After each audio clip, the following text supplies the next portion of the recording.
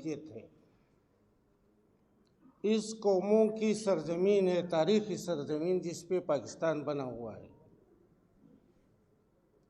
پاکستان بننے کا یا بنانے کا جو جواز تھا وہ مسلم لیگ کے اکابرین اور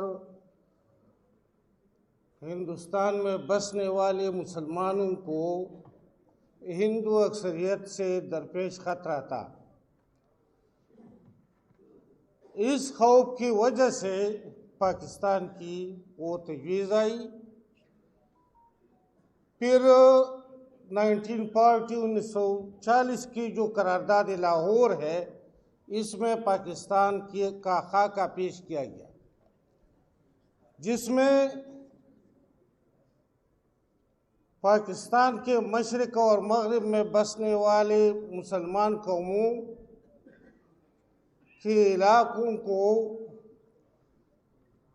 قومی ریاستیں جو کہ اس قرارداد میں وعدہ کیا گیا تھا کہ یہ ساورن اینڈ اٹانومس اسٹیٹس ہوں گے، اس کا ایک یونین ہوگا اور وہ پاکستان ہوگا. یہ 1940 کی قرارداد تھی.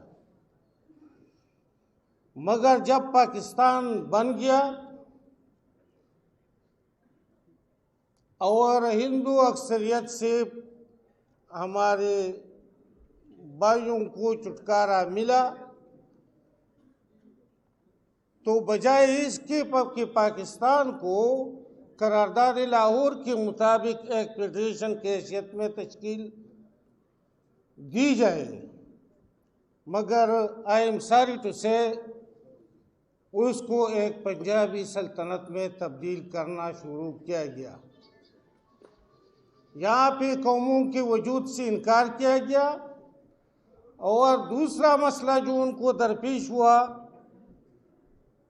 جیسے کہ پہلا مسئلہ تھا ہندو اکثریت، اس کے بعد پنجاب کو بنگال کی اکثریت کا سامنا ہوا، اور بنگالی اکثریت سے چھٹکارا پانے کے لیے ہمارے پنجاب کے ملٹری اور سول بیوروکریسی نے یہاں پہ ون یونٹ پیریٹی اور اس قسم کے فارمولے بنائے تاکہ بنگالیوں کی اکثریت کا مقابلہ کیا جائے. ایک طرف ون یونٹ اور پیریٹی کے اصول، دوسری طرف اس ملک میں آئین کو بننے نہیں دیا گیا. 3 فارمولے آئے بیسک پرنسپل کمیٹی کی طرف سے، تینوں پہ عمل نہیں ہوا، اور پھر 1954 کو آئین ساز اسمبلی کو برخاست کیا گیا، ختم کیا گیا. پھر 56 کا آئین اس کو ختم کیا، 62 کا، اور پھر 73 کا آئین بنا. اس میں بھی ہمارے لیے، خاص کر پاکستان میں بسنے والے محکوم قوموں کے لیے، پشتون، سندھی، بلوچ اور سرائیکوں کے لیے کچھ نہیں تھا سوائے 1 مین 1 ووٹ کے اصول کی تسلیم کرنے کا. مگر جیسے ہی پاکستان کی فوج کے جو زخم تھے بنگال میں وہ بڑھ گئے، تو جولائی 1977 میں پھر جنرل ضیاء نے مارشل لا لگایا، اور اس کے بعد اس ملک کو آئین سے محروم کیا گیا. پھر پرویز مشرف کا مارشل لا ریسٹرکچرنگ کے نام پہ، جیسے کہ میرے بھائی نصیر خان نے یہاں پہ کہا، ریسٹرکچرنگ کیا تھا؟ وہ یہ تھا کہ ایک فوجی کونسل، سارے ملک کو ایک فوجی کونسل کے حوالے کیا جائے. بہت کوششوں کے بعد اس ملک میں 18ویں ترمیم کی شکل میں آئینی اصلاحات ہوئی، جن میں بھی 18ویں ترمیم میں بھی ہمارے بہت سارے مسائل یہ تشنہ تکمیل رہے، ان کی تکمیل نہیں ہوئی. تو ماوارا چکم ایجنڈا تھا زب آگے خبر کو، زب ایجنڈے خبر کو بلا نہ کو. پشتون جو اس قوم میں رہ رہے ہیں، اس ملک میں ایک اہم قوم ہے، اس کو ابھی تک ایک متحدہ قومی صوبے سے محروم کیا گیا ہے۔ اب بھی ہم 3 حصوں میں رہ رہے ہیں۔ اس کے علاوہ اس ملک میں جمہوریت کا راستہ روکا گیا ہے، اور یہاں پہ بجائے اس کے کہ عوام اپنے ووٹ کے ذریعے اپنے نمائندوں کا چناؤ کر کے اپنی نئی حکومت کا انتخاب کرے، یہاں پہ ایور گرین قسم کے پالیٹیشین کو ہم پہ مسلط کیا گیا ہے، اور یہاں پہ ایک پارٹی کے بعد دوسری پارٹی کو یہاں پہ ہماری فوجی لیبارٹریز میں وہ بنا رہے ہیں۔ اس ملک کی خارجہ اور داخلہ پالیسیوں میں یہاں کے رہنے والے قوموں کا کوئی حصہ نہیں ہے۔ پختونخوا کے مسائل کے حوالے سے اگر میں یہ کہوں کہ یہاں پہ جو افغان پالیسی بنائی گئی ضیاء الحق کے زمانے میں، جس کے نتیجے میں پورے افغانستان کو تباہ برباد کیا گیا، اور اس کے اثرات میں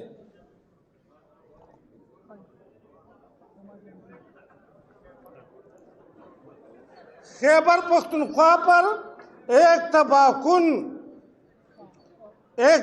کن دہشت گردی مسلط کی گئی۔ ہم یہ واضح کرتے ہیں، پاکستان کو بچانا اور پاکستان کو بنانا، یا خدا نہ کرے پاکستان کو خراب کرنا، یہ ہماری بس کی بات نہیں ہے۔ یہ فیصلہ پاکستان کے فوج اور پاکستان کی سول اور ملٹری بیوروکریسی نے کرنا ہے کہ وہ پاکستان کو کس راستے پہ لے جانا چاہتے ہیں۔ آپ سب لوگوں کو یہ معلوم ہے کہ دن کی روشنی میں یہاں پہ دہشت گردوں کے کیمپیں بنائی، ان کو FM ریڈیوز دیے گئے، ان کو مسلح کیا گیا۔ سوات میں ہمارا کمشنر صاحب تھا، جاوید شاہ تھا یا کیا نام تھا اس کا، وہ اپنے مسجد کو چھوڑ کر اس دہشت گرد ملا کے پیچھے نماز کے لیے امام دے رہی جاتا تھا۔ تو ہم کیا کہیں کہ یہ دہشت گردی کس نے لائی؟ اس کے علاوہ 70,000 لوگ ہماری اس دہشت گردی میں مارے گئے۔ ہمیں کہا گیا تھا، کہا جا رہا تھا کہ یہ لوگ ہندوستان کے ایجنٹ ہیں۔ جلال آباد میں ہندوستان کی قونصل گری ہے، کندہار میں اس کا قونصل خانہ ہے، خوش میں وہ پیسے دے رہے ہیں۔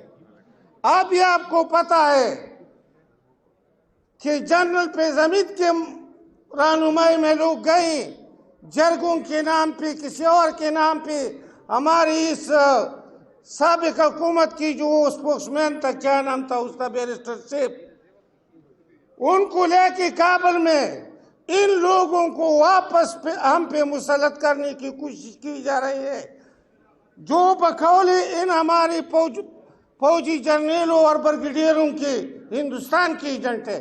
ان سے مذاکرات کون نہ کر رہا ہے؟ کس کی حما پہ مذاکرات ہو رہے ہیں؟ ہمارے جرنلوں کی حما پہ یہ مذاکرات ہو رہے ہیں۔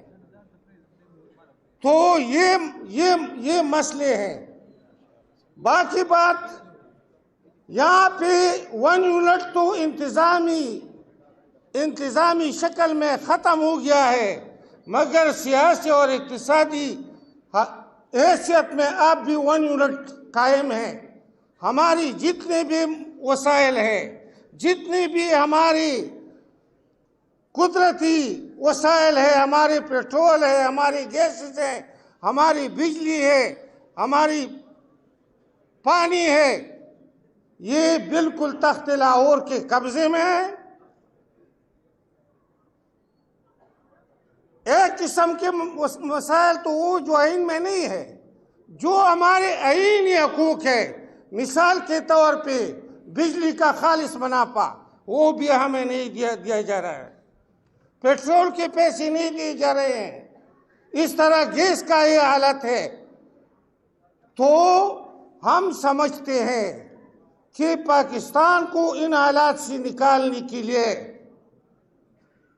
پہلی بات ضروری ہے کہ یہاں پہ جس طرح مختار بادشاہ صاحب نے کہا کہ یہاں پہ قوموں کی برابری کی بنیاد پہ 19 پارٹی ریزولوشن کی روشنی میں ایک نیا عمرانی معاہدہ وہ کیا جائے. عمرانی ہے عمرانی ہر شيء یو نوے آئین ساز اسمبلی پکار دا چې یو نوے آئین را جوړ شي او هغه آئین د قومونو د برابرۍ په بنیادی. دوسری بات، یہاں کی سیاست سے پاکستان کی افواج اور پاکستان کی جاسوسی کو مکمل جاسوسی اداروں کو مکمل بے دخل کیا جائے، ان کے سیاسی رول کا خاتمہ کیا جائے. اور تیسری بات، پاکستان کی داخلہ اور خارجہ پالیسی یہ پارلیمنٹ میں بنائی جائے، اور پارلیمنٹ جو ہے یہ سپریم، اس کو سپریم بنانا ہوگا. اس کے علاوہ یہاں پہ جو آج حالت ہے، یہاں پہ عدلیہ کی جو پوزیشن ہے، یہاں پہ میڈیا کی جو پوزیشن ہے، میرے خیال میں کسی بھی مارشاء اللہ میں ضیاء الحق اور مشرف مارشاء اللہ سمیت کبھی میڈیا اتنی پابند نہیں رہی جیسے کہ آج ہمارے پی ڈی ایم کی دوستوں کی حکومت میں میڈیا پابند ہے، عدالت پابند ہے. اور اس کا ثبوت علی وزیر کی وہاں پہ کراچی کی جیل میں اس کے مسلسل پابند نہیں کیے. تو ان حالات میں ہم یہ مطالبہ کرتے ہیں، اگر کوئی پاکستان کا دوست ہے، اگر کوئی پاکستان پر رحم کرنا چاہتا ہے تو ان مسائل پہ توجہ دے کر، بھائی ہم کسی سے خیرات نہیں چاہتے، خیبر پختونخوا کسی سے خیرات نہیں چاہتے، مگر ہم صرف یہ کہتے ہیں کہ جو بھی ہماری مٹی میں اللہ پاک نے پیدا کیا ہے اس کے مالک ہم ہیں. اگر آپ برضا دینا چاہتے ہیں تو ہم انشاءاللہ آپ کے ساتھ پاکستان میں رہیں گے، ایک ساتھی ایک دوست کی حیثیت سے رہیں گے.